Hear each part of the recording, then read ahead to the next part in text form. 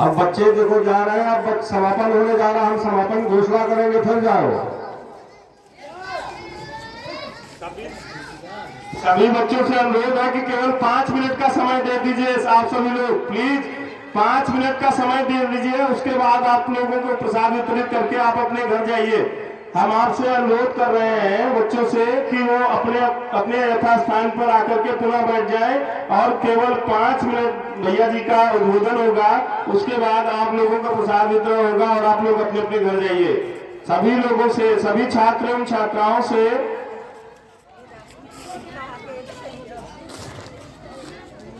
सारे लोग वापस आ जाओ प्लीज।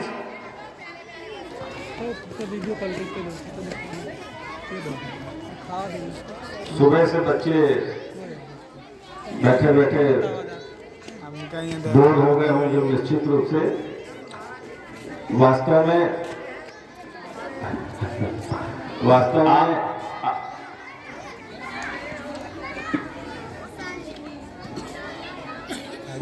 जब भूख लगी हो तो ना कोई कविता अच्छी लगती है और ना ही कोई भाषण अच्छा लगता है।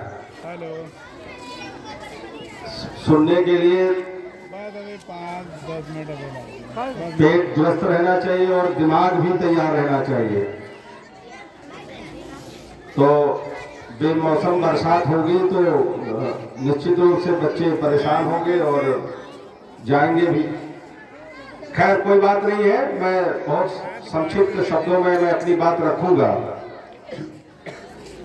सबसे पहले मैं आप सबको 76वें गणतंत्र दिवस के पर्व की आपको बहुत बहुत शुभकामनाएं देता हूं, आप सबको बधाई देता हूं। और मंच पर उपस्थित हमारे सभी कविगण और इस विद्यालय के प्रबंधक डॉक्टर प्रेमशंकर जी,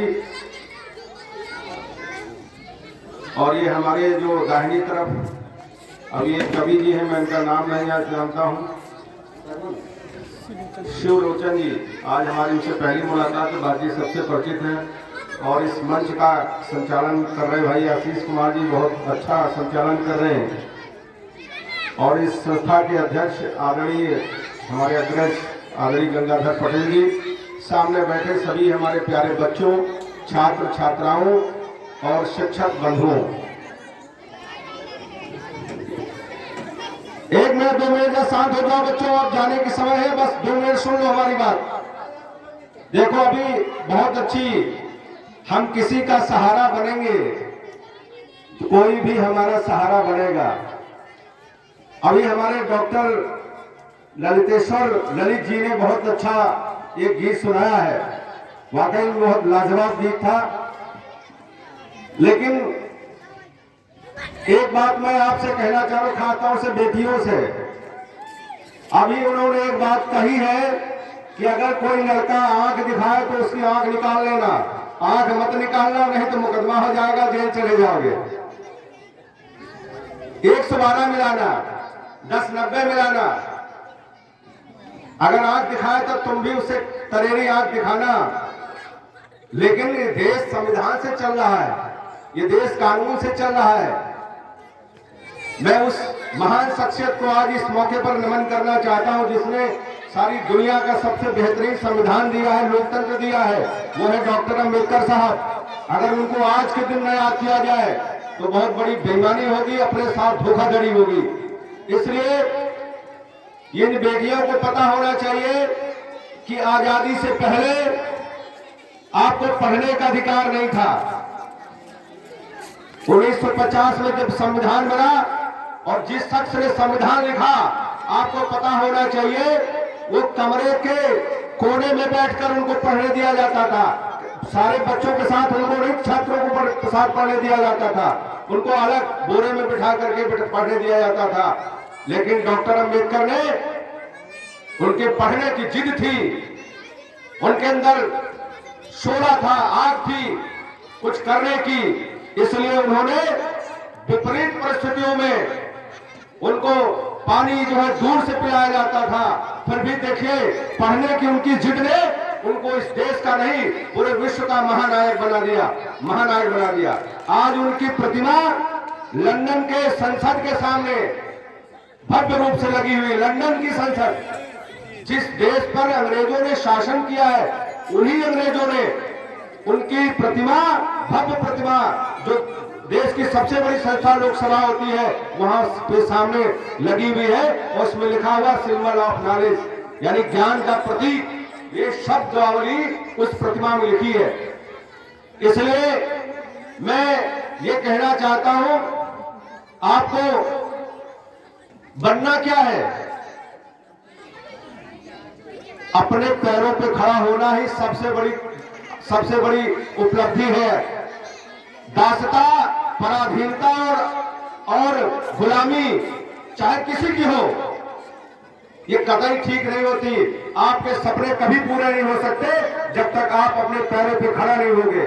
और जब खड़े तभी हो पाओगे जब हम बाबा साहब अम्बेडकर जैसी जिद आपके बेटों में, बेटियों में होगी कि हम पढ़ लिख करके हमको डॉक्टर, इंजीनियर, बैरिस्टर, इस देश का एक श्रेष्ठ नागरिक बनना है, तो ही आप कुछ कर पाओगे। अगर बेसहारा रहोगे और केवल डिग्रियों के लिए पढ़ोगे तो याद कर लेना, कहीं कोई पूछेगा नहीं, ना घर में पूछा जाओगे और ना बाहर पूछे जाओगे, कहीं नहीं पूछे जाओगे।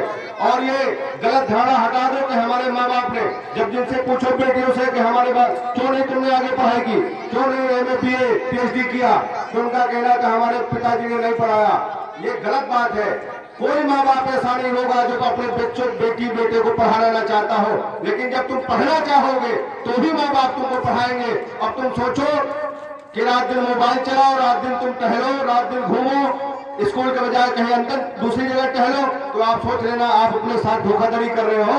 अपने माँ बाप के साथ धोखाधड़ी नहीं कर रहे, अपने साथ धोखाधड़ी कर रहे हो। जीवन आपका यूं ही रुक जाएगा और आप इस देश के श्रेष्ठ नागरिक और एक योग्य नागरिक, अपने पैरों पर खड़े होना नागरिक नहीं बन सकते। इसलिए आवश्यक है कि हम जो काम करें पूरी निष्ठा से, पूरी ईमानदारी से, पूरे समर्पण से करें, तो ही हमें सफलता मिलेगी। वरना लाखों बच्चे पढ़ लिख करके मारे इसलिए घूम रहे हैं कि उन्होंने अपने जीवन में जब छात्र थे तब उन्होंने छात्र धर्म का ईमानदारी से पालन नहीं किया। छात्र धर्म का क्या है?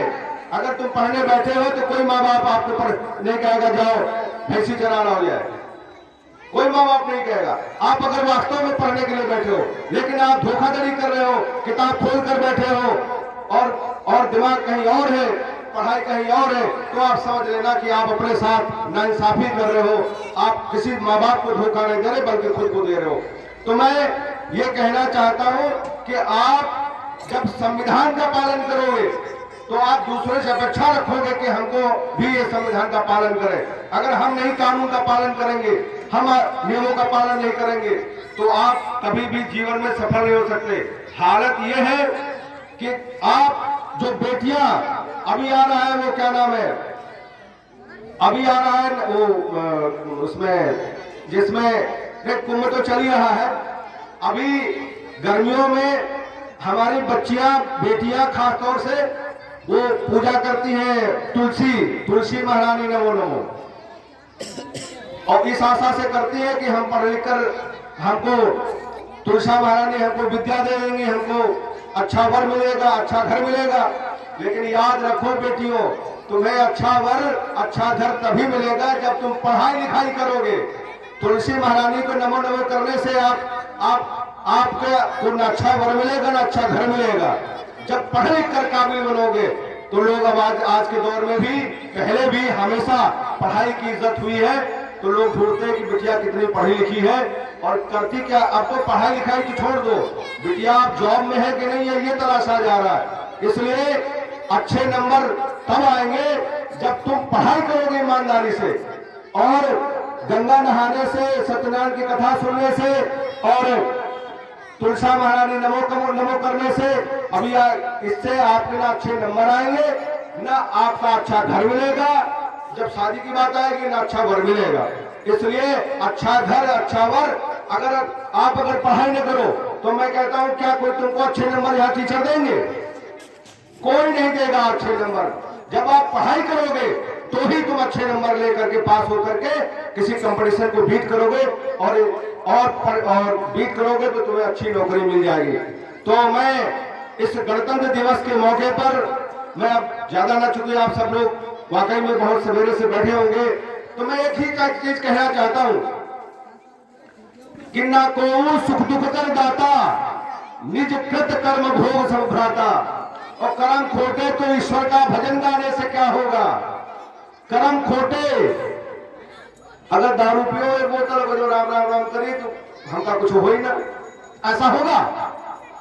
अगर दारू पी हो तो नाली में पड़े हुई हो, तुम्हारा लड़का बच्चा भूखन मरी है, तुम्हारे बच्चे पढ़ नहीं पाएंगे, अच्छे कपड़े नहीं पहनाओगे, इसलिए नशा का भी त्याग करो।